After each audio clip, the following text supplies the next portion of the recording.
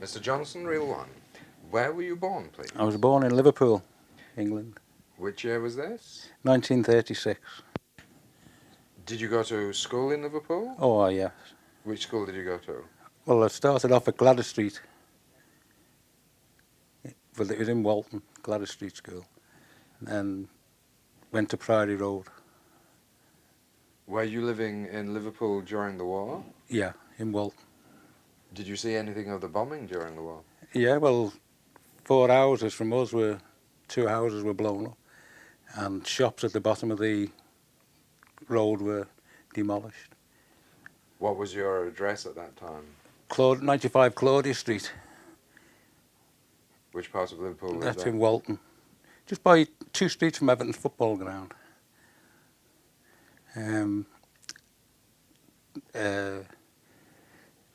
It's not there now. Like, they've knocked it down and built houses there, fancy new, close, they call it, some close.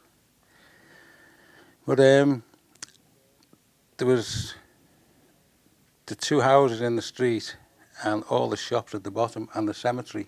The cemetery was at the bottom. That was bombed. All the shops were from Gladys Street right through. I think it was 4 streets. There must have been sticker bombs hit them. And 2 houses, well, 5 doors from us, and the occupants were killed. We used to go down the cellar in the houses, and they were still down the cellar, like, when they... Which year was this, do you think? 41 it was. Do you remember the month? Oh, I couldn't tell you the month, no. Sounds like the May Blitz. Yeah, it probably was, yeah. I think it was the same year when all the people were killed in the cemetery. There was a few hundred, I think there was, wasn't there? They were sheltering in the air raid shelter in the cemetery itself. Did you use shelters yourself, or did you stay in the home? Well, my family, 6 houses in Claudia Street, were all family, and we all went in the one shelter. That was the middle house, like 97 Claudia Street. We all used to go down their cellar. And, well, we had it organised, like, for beds and food, etc. And as soon as the sirens went, we all went into 97. Stayed there till the all clear went. You took your own beds then? No, we had, we made up sort of a bunk beds, and we had spare blankets, etc. And the younger children slept in them. Like, I think it was 7 or 8 then, and I used to have to sit up with the adults, like, sort of thing. Like, my father, he was away in the Navy. He was killed in April 1945. I think the last time I saw him was 1944, Christmas 1944, yeah. He went back off leave, and he was killed in the Pacific on HMS Dive by one of our own airplanes, I might add. It landed with a hung-up bomb, as they say, and cleared most of the lads off the flight deck. Coming back to the shelter, can you describe the shelter, what it was like, apart from the beds that you had in?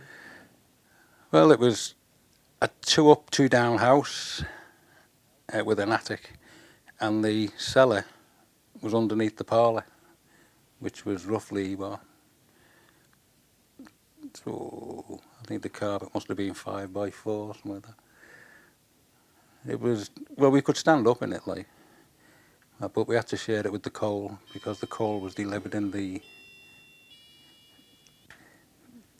cellar. It was in the front street. There was a grid, and the coal man used to lift the grid up and drop the coal down. But like I say, we used to keep the cellar clean, we used to have the job of whitewashing it every so often, sweeping it out, etc. And the women, well, the mothers used to wash the floor and keep it as clean as they could. And we even used to have baths there. We had a bungalow bath, you know, the old bungalow bath. We used to take one of them down if it was a Saturday and we were due our bath. We used to have a bath there. Were these the tin baths, you mean? Yeah, the big tin Galvanised baths. galvanised bungalow baths, as they used to call them. And I think we used to get about 3 or 4 in the one water. Because we used to have a little boiler in the corner, brick boiler. Used to keep it stoked with wood and coal, boil the water. And out of which we made cups of tea and done a bit of cooking on there, like, if we were down there any length of time. And like I say, we used to bath. Sometimes we had to go straight to school from there. Just get, if it was an all-night party, like, we used to get up and just get changed and go straight to school, hoping the school wasn't there. But sadly, it's still there now. I'm picking the grandkids up from there tomorrow. What do you think public morale was like in Liverpool during the Blitz? It was very good, I think. Yeah. I mean, it never used to lock your front door. You never used to shut your front door. Your front door was always open. As I remember, you could walk into anybody's house and ask for jam butty or if you were short of anything. And clothes and things like that, they were passed around from family to family sort of thing. If somebody had children who outgrew their clothes, they used to pass them on. Like I had 4 brothers. I was the middle one of 4 brothers. And I don't think I ever had anything new. I was always wearing somebody else's clothes. And when we played football, I only used to get the left boot. I was with a pair of football boots. Somebody else would wear the right one, I'd wear the left one. Was there much hatred of the Germans, do you think, for carrying out the bombing? And We used to call them, like. Nobody ever saw a German, only on the cinema. I don't think we were aware of what was happening, really, because I don't think the newspapers carried all the stories. At least I don't remember people talking about the Holocaust or anything like that. All they'd talk about was when the next air raid was due, or when the last one was finished, and what happened, and who was still there, who was gone, things like that. Well, I think life went on just as normal. Like. for you, was the war a good time or a bad time, do you think?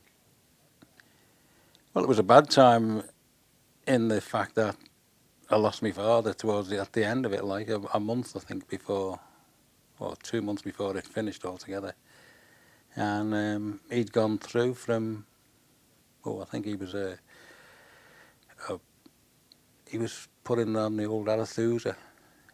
His father was killed in the First World War, and he was put in the orphanage, like the Seamen's Orphanage, when he was a boy. So he'd been in the Navy more or less from when he was 13, 14, I think it was. And he was 33 when he got killed, like in 1945. And I think my mother got a photograph album with the burial at sea, a letter from the Queen, and I think it was about two or three, maybe £400 from the lads who off the ship who they used to, they sell the kit. Anybody dies on the ship, they sell the kit, and what you do is you buy the left shoe for 10 bob or something, and you throw it back in. So that shoe could get sold 10 times. And then when they think they've got enough money, the chief says, right, you keep what you buy now. So, like, instead of having a collection, you buy the kit sort of thing so it's not charity, I think, or they don't call it charity. So, like I say, my mother was always working. Like, she worked. Well, she used to go out at 6 o'clock in the morning, and she used to come home. I think it was 6 at night. She used to walk to work and walk home. Like I say, the family were all there, so we didn't go short of food or anything like that. There was always somebody there to keep an eye on you, like. Plus, quite a few of the other kids in the street. You know, there was always somebody there to watch them.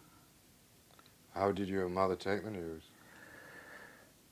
I always remember it was a Sunday, and we'd all been over to New Brighton with a bottle of water or lemonade, sandwiches, and we got back at 5:30, and they were all shouting, "You've got no dad, you've got no dad." You know, the kids in the street. So we went in, and everybody was crying, like, and we said what to do, and, oh, your dad's been killed, and, you know, that's it. Well, you know, we hadn't seen him that much. You know, like, the youngest brother, he was, I don't think, the last time, I think that he was born in 42, the youngest brother. So he must have only been 12 months, 2 years old when we last seen him. But I think I only sort of remember him 3 times, if that. From 1936 up to 45. I can remember him punching his fist through the bedroom door to get in, because we'd set the house on fire, and we'd barricaded ourselves in the bedroom, and he just put his fist through the door, pushed the stuff out the way, got in, carried us all downstairs, and give us a good eye, and that was it. How would you come to set the house on fire? Well,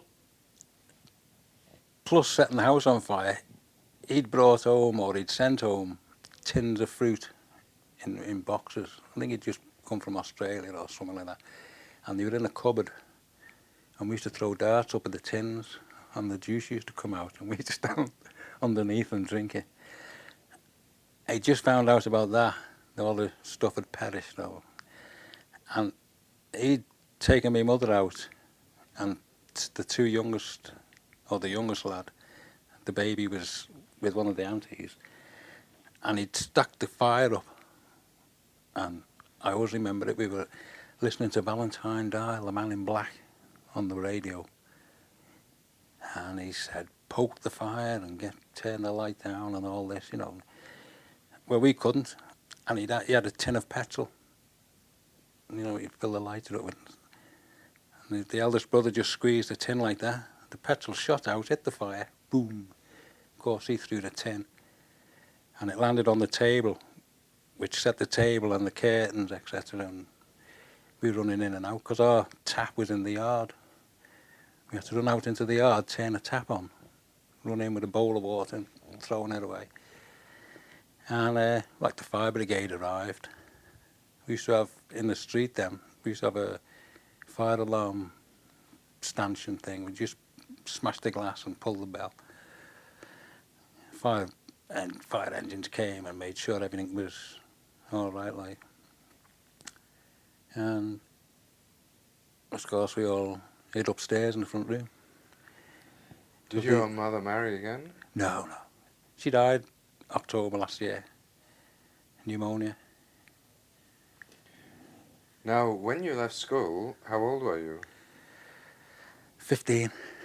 Did you go straight into the Navy, or did you get... Well, more or less, yeah. The eldest brother did 2 years national service in Germany. Second brother done 2 years in Egypt. And I was 15 then. I come out of school, I worked I think I worked 3 months while I was waiting for word from the Navy to say I'd been, well, I'd passed they give you examinations, like, and passed the exams, and I think I went in November, November which year? 1951, I think it was. And where were you trained? I done 2 years at HMS Ganges. Is this at Shotley? Yeah, Shotley, yeah. What was that like? Oh, it wasn't bad for me. I managed quite well because I was in the boxing team, football team, and I played cricket. So I didn't have an easy time. Like, you still had to roll your kit up to the right size, tie it with 2 pieces of string in a reef knot, and fold your bed in and scrub the floors with dry scrubbers and everything else. But as regards to sport and relaxation, I did quite well. But you went to school in the morning, normal school. In the afternoon, you either went to navigation school or seamanship training, whatever. And then I think it was 2 afternoons a week you had sport. And then you did mast, what they call mast class. You had to climb the mast, 6 o'clock. Then you had laundry class, 6 o'clock in the morning. You had to go and wash all your clothes, 6 o'clock in the morning. There was... If you had under punishment, if you done anything wrong, you were under punishment. That started at 5:30 in the morning, and you were still there when everybody was relaxing after 4 o'clock. You were there from 4 till 6, I think it was, doing your marching up and down or whatever they wanted you to do. Were you punished yourself? Yeah. Oh, yeah. What for? A petty officer used to walk around with a rope's end with a Turk's head on the end. And he was in trouble himself, and he was doing the chief's duties.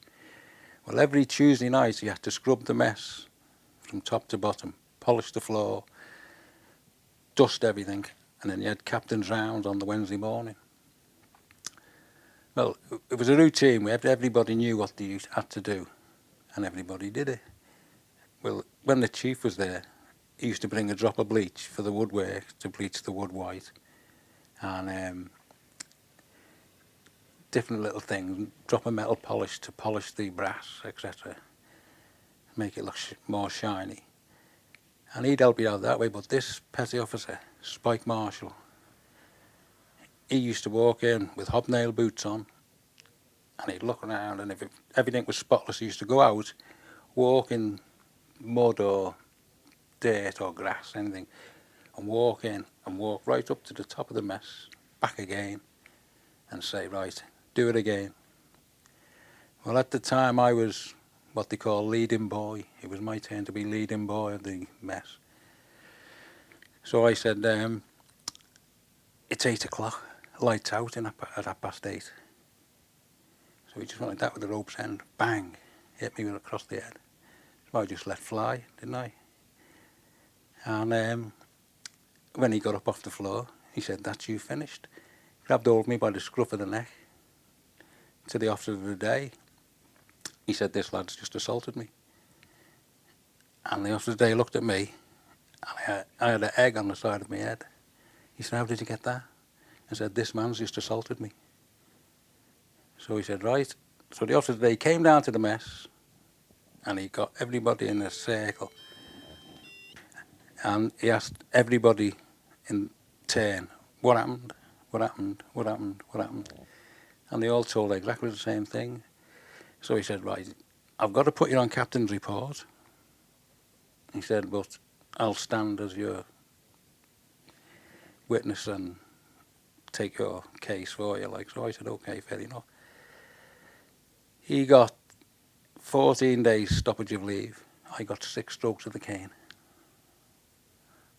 And that was delivered by a Marine Sergeant Major. Put the fear of Christ in anybody he would have done. And he had a selection of canes. They went from about 2 inches thick down to nothing. And he just run his handle like that. I always remember it. Run his handle like that. Picked one up. You wear your trousers, but they take the back pocket out. And another Marine holds your head over a chair. And then they start. Bang, bang, bang. Then you take your trousers down, see if there's any blood. And that's it. No blood, that's it, you're all right. Any blood, you go to the surgery. Did he hold back, or did he really Oh, hit you? he didn't hold back. I remember one lad getting 12 strokes, and the blood was pouring out of his leg, out down his legs. And they were carrying him to the sick bay. Same on the, which aircraft carrier was it? I remember getting taken on an aircraft carrier in Devonport to witness a caning. One of the lads had beaten an officer, or he'd done something to an officer. And he was supposed to get 18 cuts, but it only lasted about 10, I think, because his trousers were soaked in blood. The Royal Marines didn't hold nothing back. Oh, no. We went on an assault course in Devon, the Royal Marine School. You had to do an annual musketry course every year. I was a marksman, what they called a marksman, and I got threepence a day, I think it was. You had to do an annual musketry course, you had to do the assault course, and then fire on the range from 100, 200, 300 yards. And then the scores were totted up, like, and if you were over 85%, you were a marksman. Well, on the assault course, the Royal Marines used to do all sorts. And then you'd be walking through the barracks and they'd attack you. Repelling borders, as they used to say. They were getting their training, and you used to get your sort of thing. And you used to have some good free-for-alls with the Royal Marines. But you get them ashore having a drink and that. Oh, you're cracking fellas. Same as the Gurkhas in Singapore. Used to get on great with the Gurkhas in Singapore, Hong Kong. Coming back to Shotley, did you resent the punishment? I suppose I did, yeah. Like, I was only doing what I thought I should have done, like, telling him, like, it was, we wouldn't have it done, and lights out, we wouldn't be able to get washed, because you had to get a wash before you went to bed. And you were only allowed, I think it was 10 minutes in the bathroom at a time. I think it was 4 lads in the bathroom for no longer than, I can't remember whether it was 5 minutes or 10 minutes. You weren't allowed any longer in the bathroom. And I was trying to explain to him, and he just turned around with this rope's end, bang. I just let fly. How do you think about it today? What are your feelings about the corporal punishment system today? Is there a corporal punishment system today? No, but today, what do you think about the corporal punishment system as it existed then? Well, I think if they had a corporal punishment system today, there wouldn't be as much trouble. I was just, well, I don't know, to keep it to myself and all that. I was thinking the likes of drugs. You know, they catch a fella pushing drugs. He either gets off with it, does community service, or he gets a couple of months in jail. Now, in my opinion, there should be a mandatory sentence of 3 years for the first offence, 5 years for the second offence, and say 10 years for the third and any other offences, plus a ridiculous fine like £5,000. And his family should suffer. You know, I mean, where I live, there's 2 known drug pushers. One is finishing off 18 months, and this is the Must be the fourth time he's been caught. And his house, well, I think every couple of months they throw brand new furniture out and buy new stuff. And the cars, well, you know, all top of the range cars and that.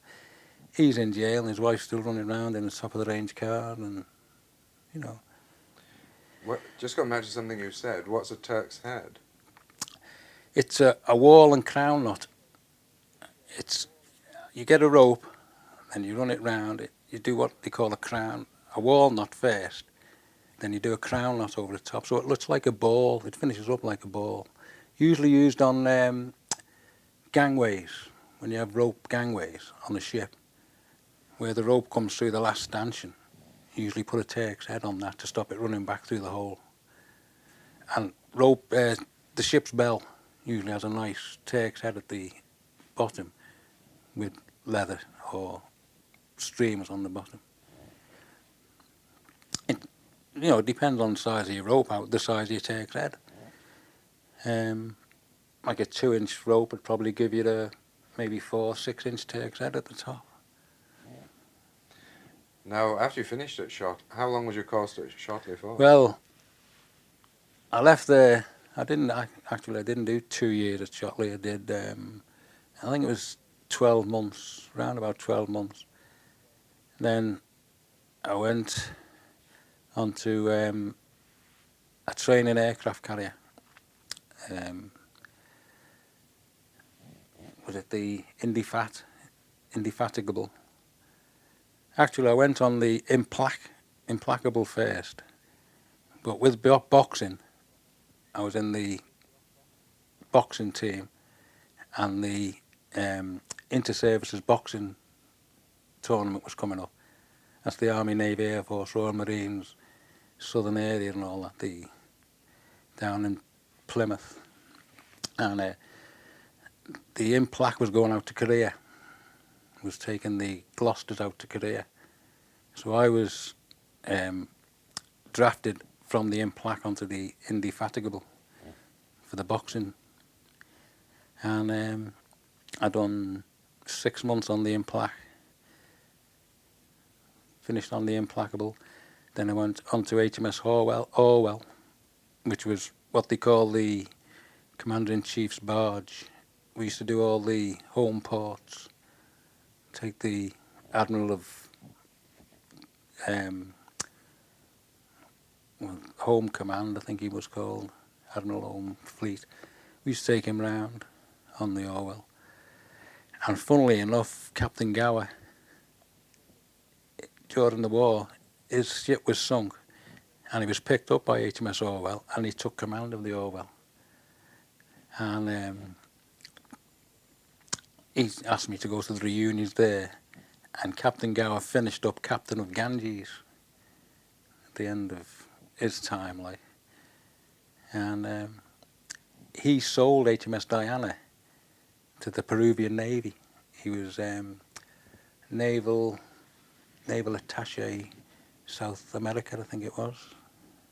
One of his duties after he finished on the Diana. And he sold the Diana and another Daring class destroyer to the Peruvian Navy. And I might add, the Diana was the last British ship to fight a surface sea ship-to-ship sea battle using the main armament when we sank the Domyat in the Suez Canal trouble. Were you in the ship then? Yeah, that was an A turret. What was this trouble in the... Mr. Johnson Realto, you were just telling me what this trouble was in '56 in the Suez Canal. Yeah, well, President Nasser closed the canal for whatever reason he had, and we found ourselves at war with Egypt. Well, we became part of the Far East Fleet, as they called it. The number of the fleet, or whatever they call it, the name they gave it, is in the documents they gave it. And we were with the Newfoundland, the cruiser, was the Diana, and a couple of Bay-class frigates, and one French frigate. Well, we were patrolling the Red Sea end of the canal, and we were at action stations. That's it was 8 hours on, 4 hours off, and we were doing this for, I think it was a good week. We were there.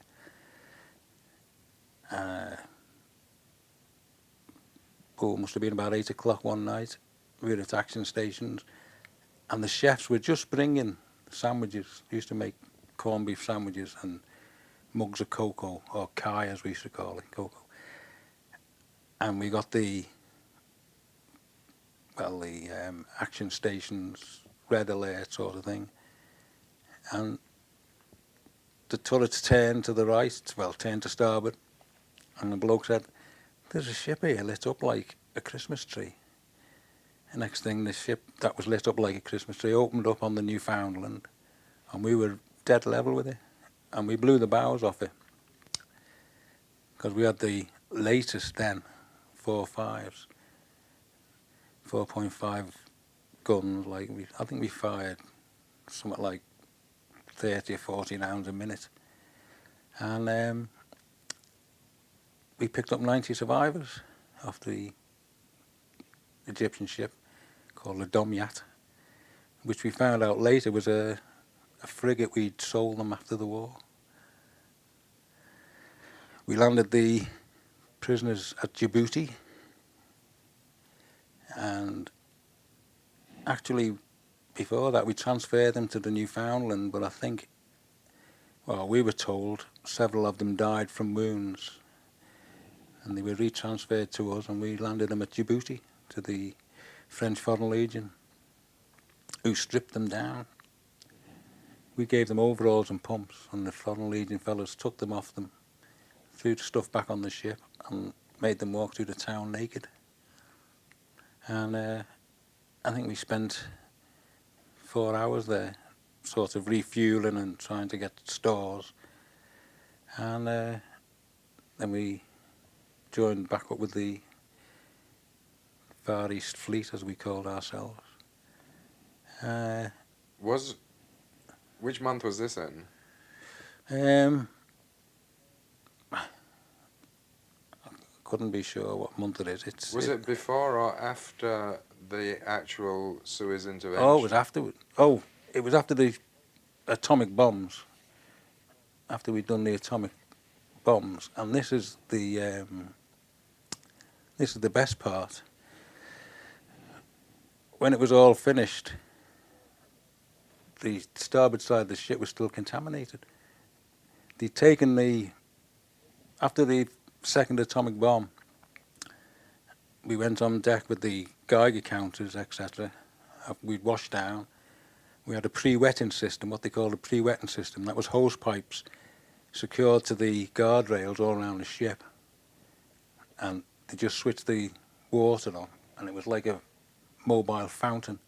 In fact, we were practicing this on our way to Malta, and the QE2, the Queen Elizabeth, sent a signal asking we were in trouble. And when we supposed to have decontaminated the ship with these hose pipes and yard brushes, as we call them, we found the starboard side was still contaminated. We had to go to Singapore.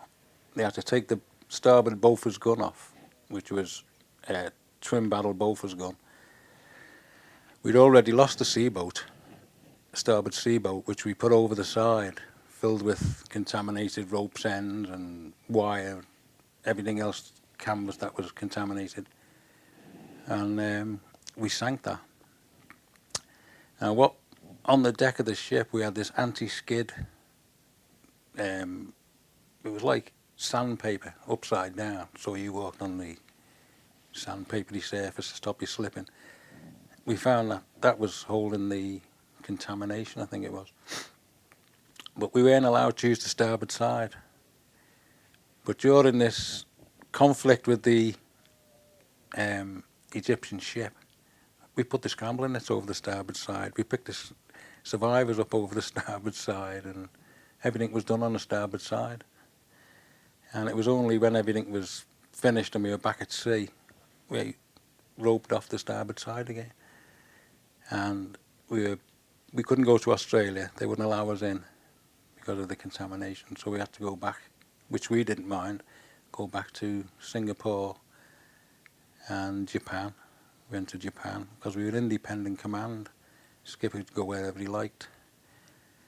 And then we had to come home via the Cape, which So, excuse me, just to go back to the action with the Domyat, was this actually in the Red Sea or the? yeah, in the mouth of the Red Sea. Well, it was outside the canal. It was in the Red Sea, yeah. She was coming out of the Red Sea, and we were patrolling the area of the Red Sea, the mouth of the canal sort of thing, to stop anybody coming out or going in. And we picked up the prisoners, and then we were told there was 4 MTBs, or whatever they call them, what the Egyptians call them. We call them MTBs, motor torpedo boats. We're coming out because of the gunfire or whatever the signal said. And we took up action stations again, and we were attacked by aircraft, like. And I think the ship was awarded 2 or 3 medals. I think the navigating officer got one, an MBA or something. One of the chefs got a British Empire medal. And I think one of the stokers who was sick on shore, he got one. Because all the names, the skipper said nobody gets priority, all the names go in a hat. And we pick the names out the hat.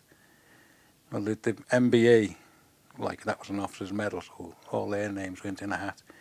And then the British Empire medal, all the lower deck names went in. And the chef and one of the stokers, their name came out, so they got the British Empire medal. What did the air attack consist of? Well, they were Egyptian airplanes, and I think we were supposed to fire on we were cruising off an oil terminal somewhere up, wherever it was. I can't remember exactly where it was, but when we were out, we could see an oil terminal, and there was a dogfight up above, like the RAF were fighting with these, I take it they were Egyptian airplanes, and they came and strafed the ship. Of course, we just opened fire, and then we were told to stop firing because we couldn't distinguish between the RAF planes and the Egyptian planes. And of course, Jack, the ones that's shooting at us, like they're the baddies, we're the goodies, so we just carry on firing. But the skipper, being the fella he is, he said, "You don't fire until I say." But we left.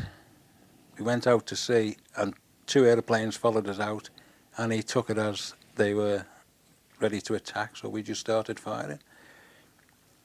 But what it was an RAF plane was following an Egyptian plane.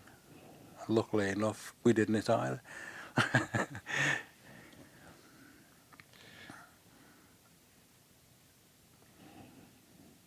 When the action took place against the Domyat, were you personally in action in air turret against it? Yeah, I was breached.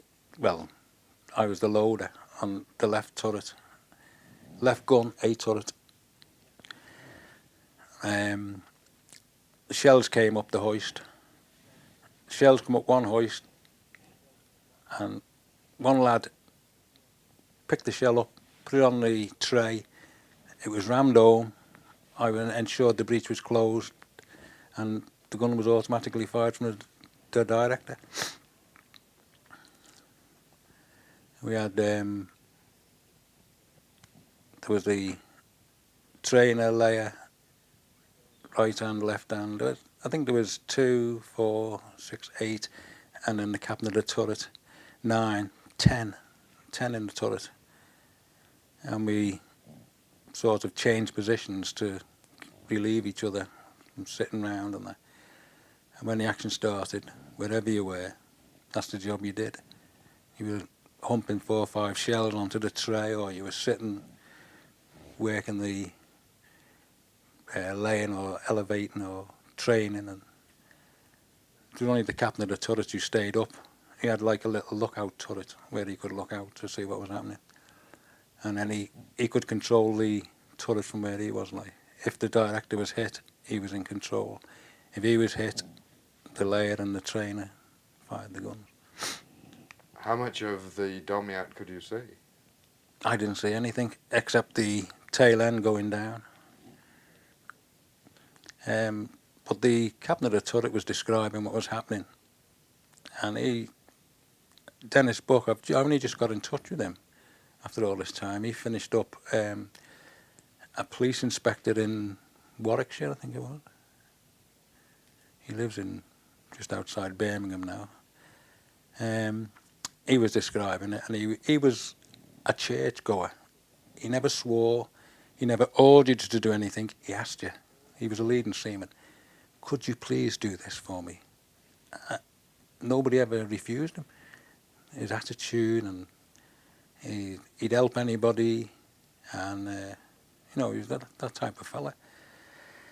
And he was poor devils jumping. Some of them have got no clothes on. Some of them have got nothing on. Some of them are dressed. Some of them are this, and some of them are that. And actually, I was on the bottom of a scrambling net, and we picked up, me and my mate Jimmy Laycock, we picked up a fella under the arms like that and lifted up, and all we had was a pair of overalls. When we got up, like, there was only overalls, but when we went down, there was an arm. I had hold of an arm. When we went up like that, all we had was the overalls. You might not believe it, but I saw sharks swimming away with either a leg or an arm in its mouth, because we had these searchlights on, lighting up the whole area, and we were told to douse the lights because of these 4 MTBs that were supposed to be coming.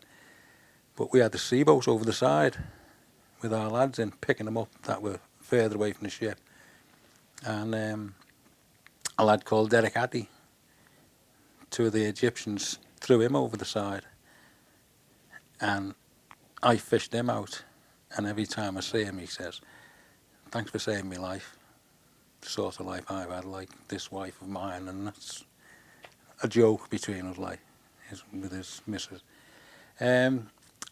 But like I say, Why did they throw him overboard?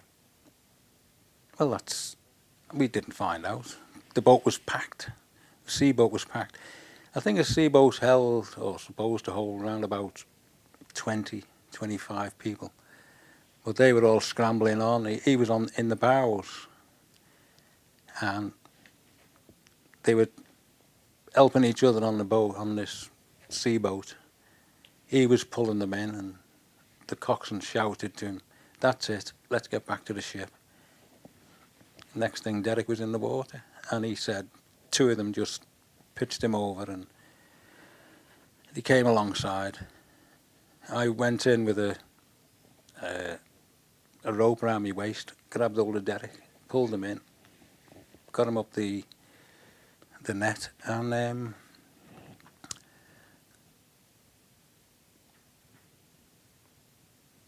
that was it. We just laid them on the deck. Seems a strange thing to do when you were helping to save their lives. Oh, well, that's the way it is, isn't it? I mean, them fellas, I think they're probably fighting survival. I think if I was in the water and I knew there was sharks there and somebody said the boat was full, I'd try and get in myself. Did they seem grateful for being rescued? the No. Egyptians? What was their attitude aboard? I think they were sorry they got. Well, they were, and all they could get out of them was NASA.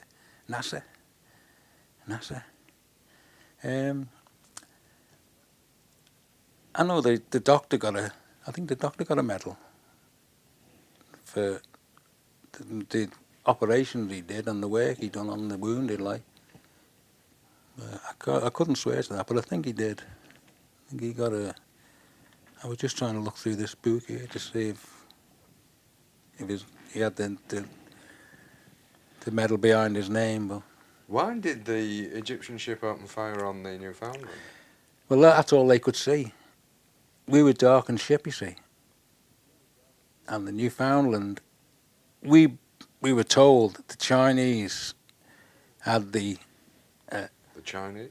they had the Chinese laundry on the Newfoundland, and it was run by Chinese, and there was a light from the Chinese laundry, and that's all they could see, and all they had was I think it was a 2-inch or whatever it was on the forecastle of this ship, and they just fired. I think they fired 2 rounds, and one hit the Newfoundland, and then as soon as they opened fire, like we were told to open fire, and bang, bang, bang.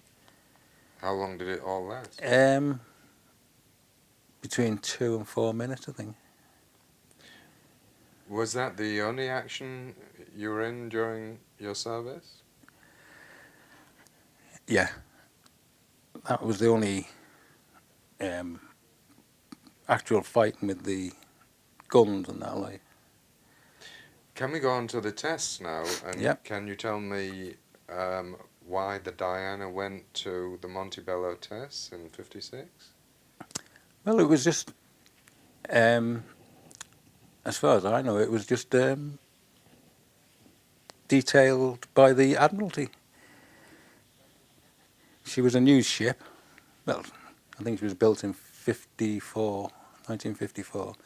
She was a new ship, and they wanted to find out what effect the radiation or the whatever it was would have on the ship, and the capacity for their fighting, which I think was proved to the hilt. And that was it. I mean, we had 75% national servicemen on that ship. In the forecastle mess, there was myself, the Killick, the leading seaman, Jimmy Laycock, and Bungie Williams. I think there was 3 ABs, 1 Killick, and the rest were a national service. And the forecastle won the football thing, so there must have been 12 or 14 of us in the forecastle mess. Can you take me through the tests as you remember them? What happened? Yeah. On the day of the test, we were on the upper deck, and we were told the bomb will explode in 2 minutes, like. And then they started a countdown on the ship. They said, when we say now, you all turn your back. So we're all standing there, and he said, 5, 4, 3, 2, 1, now. Nobody turned. And then on the horizon, we saw the mushroom boom, go up. And then he said, right, everybody down below. So we just went down below the water line. We went in a steward's mess, and they battened everything down. Everything was, well, the bridge, etc., was covered in canvas. We'd rigged canvas awnings up. The hose pipes were turned on, and we sailed towards the cloud. The captain and the navigator and the radar operators, etc., were all on the bridge. Well, they were in the ops room, as they call it. That's just behind the bridge, and the ship was steered from the normal place, like, but it was controlled from the ops room, and they just checked the fallout on the radar, and that's what we done. We followed the fallout. I think we done it for 2 days. I think we sailed for 2 days before it came down, and it came down in 2 parts. We went through one, and the other half went over Australia. And we decontaminated the ship. I was number 1 decontamination team. That meant I had a pair of overalls on, a pair of Wellington boots, my anti-flash gear, and an oilskin. And we went up on deck, issued with dosimeters, or dosimeters as they call them, like a fountain pen in your pocket, armed with a hose pipe, and just washing the ship down, and two lads behind with the brushes, brushing away, and then PO, Petty Officer Orr, he was the decontamination petty officer, he shouted, "You've been out half an hour, get back." Took the dosimeter off us, Geiger counter, go and wash your hair, And we stripped off, in the shower, come back out, Geiger counter again, go back, wash your hair. And that was it. We had an hour break, then we were out again, doing the same thing. And I think that went on for maybe 2 to 4 hours, probably, decontaminating. Now, all this time, the stokers were doing half an hour in and half an hour out of the engine room because everything was covered up, you see. It was too hot for them to work. All they had was one, well, I'm saying all they had, I think all they had was one little fan to try and cool them down in the engine room. And I don't think they could make water, anything like that. We used to make our own water, you know, from the seawater. And we were running on our own, what they'd already made. We used that for a few days until we were clear of all the contaminated area. I think we went from there to Singapore, and then we went back to Montebello. And we were told we were back in the same place. Well, it looked like the same place to us. And we had swimming. We had like a Victor Ladorum, quarterdeck, forecastle, officers and all that. Rowing races. We had sailing and everything in the lagoon or what, the harbour or what you'll have to call it at Montebello. And we'd done that for a month. Till the next bomb went off. Exactly the same. We went out to sea, stood on the upper deck, watched the bomb go off, down below again, and followed the cloud for the fallout. Fell on the ship, and that was it. Like I say, we couldn't go into, well, Australia wouldn't let us in because we were contaminated. We went to Singapore. Oh, that's right, one of the engines went, and we had to sail on one engine to Singapore, and like I say, we ditched the sea boat. Supposed to sink it with gunfire, but we couldn't.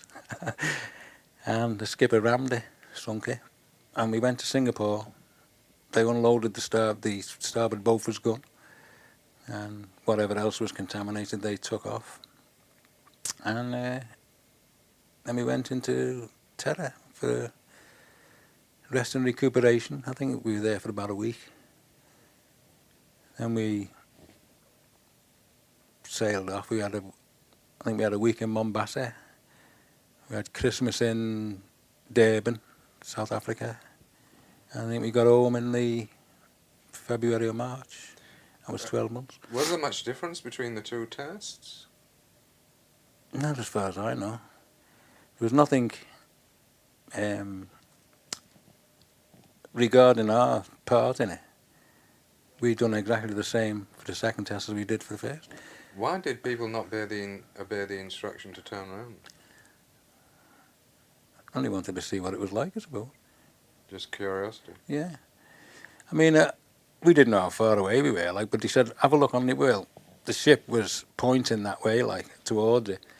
And they said, on the horizon, you'll see a flash, or the bomb will go off directly ahead, like. Now, everybody turn now. I know I for one, didn't turn because, you know, I might miss it. If we turn round, I'll come all this way to see it. So, anyway, all it was like a flash. And then, boom. What did it look like? If you've been out the Far East and seen the sun rising of a morning, I don't know whether you watch the telly when you see these Japanese pictures and you see the great big ball of fire in the sky. At first it looked like that, then it was white and drawn up, and then it looked like a great big ice cream going up in the air, going up and up and up. And when we went back to the place, as though nothing had happened. Did you What we did see was lots of dead seagulls and fish when we got back to the thing. But, as regards the landscape, didn't look any different. Maybe we might have been in a different place, I don't know, a bit further up the coast. Did you feel a heat effect? No. What were you wearing? Number 8 shorts, blue shorts. And a shirt? No. We weren't told to wear anything. Well, we were just in the sort of rig of the day, working rig. Have you suffered any after effects? Well, I blame it me hair going grey. I was grey at 24, 25. And, like I say, none of the rest of the family are grey-haired. But I had to go each time I went out. I was always getting sent back to wash my hair, scrub my hair. And quite a few of the lads did the same. Like, we have a reunion. About 1984, when the nuclear test veterans started, I went to the first meeting in Leicester, and I'd already met up with 3 lads from Liverpool. And when we got to Leicester, we found another 2, with Diana, from Scotland.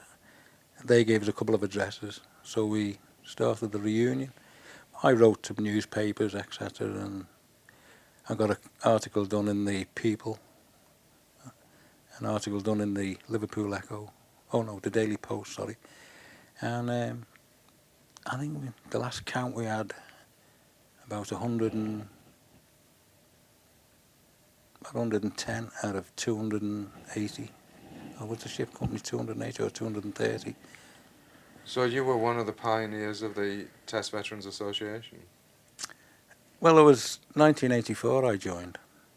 It started in 1983, I think, was it?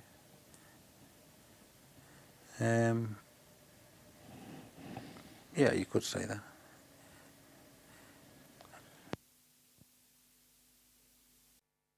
Oak session number 16735, reel 3. Mr. Johnson, reel 3. So it sounds as though, apart from your hair going grey, your health has been reasonable. Well, it has been, mine has, yeah. But not for quite a few of the other lads. I mean, we forming an association, we found out that a lot of the lads died as early as 1980, 78, 80. Like the captain's still alive, he's 83, I think it is. But the navigating officer died in 1980, and I think out of 110 we know of 40 who've died through cancer. And actually they were dying at the rate of 3 a year once we formed the association. Lads were coming to one meeting, their widows were coming to the next one. I found one of the gunnery lads, Les Howarth. I found him in the August. I wrote to him. He wrote back in the September. The meeting was in October. He died on the 24th of the September. He wrote to me early September. He died on the 24th. But his wife came to the meeting. Like, now, one of the lads who helped me start the association, Bill McGraw, he died last year, cancer of the bowels. But we could tell he was dying. Well, for quite a while. He was going deeper yellow, and he wasn't eating. When we were at these reunions, he'd live on a boiled egg and a round of bread. That'd be his breakfast, dinner and tea. And we sit down to a 4-course meal on a Saturday evening, he'd dip his bread in the gravy and eat that. And I drove home with him from Plymouth last year in the October reunion, and I think the week later he was in hospital, and just before the Christmas he died. What kind of ages are these men who've been dying of cancer? Well, some of them reached their 50s, quite a few. I know one lad who was on there, an Irish lad. He did 22 years in the Navy. He signed on for 22 years, came out after 22 years. He was ashore 18 months and he died of cancer of the jaw. He went back over to Ireland, left his wife in Scotland. He went over to Ireland and died of cancer of the jaw. They kept taking bits of his jaw out each year, or each time something happened. They take a bit more of his mouth away. And he had to wear a mask all the time. So he must have only been 40-ish, just over 40, say, 22 years. I was only 18 at the time, I think 19 at the tests. And the average national serviceman, well, 18, 19.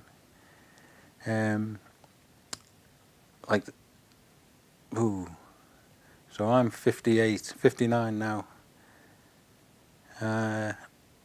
I'd say the average age was between 45 and 50.